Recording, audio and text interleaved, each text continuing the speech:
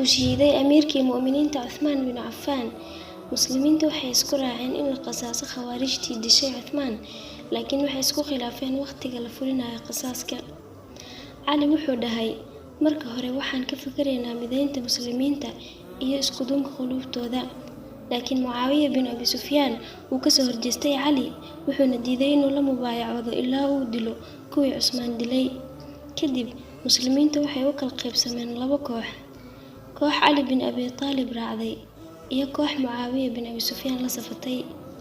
Kadib waxaa dhacay dagaalkii Macrakatu Siffin ay muslimiin badan ku dhamaadeen. ugu dambeyn Cali iyo Mucaawiya waa la kala xukumay.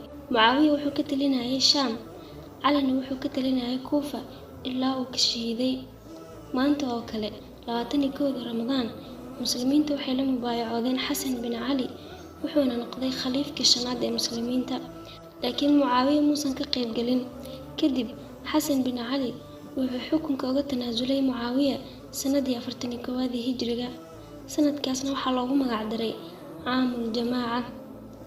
sidaasna waxaa ku rumoobay xadiidkii rasuulka sallallahu alayhi wasallam oo ahaa, inna ibni hada sayyid walacala Allah an yuslixa bihi bayna fi'atayn min almuslimiin. rawaahu al-Bukhari. tanaasulka uu sameeyay Xasan waxay ahayd tilaabo aad u weyn, wuxuuna ka fikiray mustaqbalka ummadda. markuu Xasan tanaasulay kadib, waxay iska hor imaadeen Abu Caamir bin Sufyaan. wuxuu ku dhahay, assalaamu calaykum yaa mudilla almu'miniin. assalaamu calaykum kii mu'miniinta duleeyayow. Xasan wuxuu ugu jawaabay, sidaas dhihin Abu Caamirow, waxaan karaahsaday inaan idin dilo anigoo mulki raadinaya. macnaha inay muslimiintu isdagaalaan ayadoo madaxtinimo loo ordaayo. halkaasna waxaa noogu sugan cashir iyo cibro qaadasho. Xasan wuxuu dhintay intuu Mucaawiya noolaa sanadii 49 Hijriga, radiyallahu anhu wa ardaah.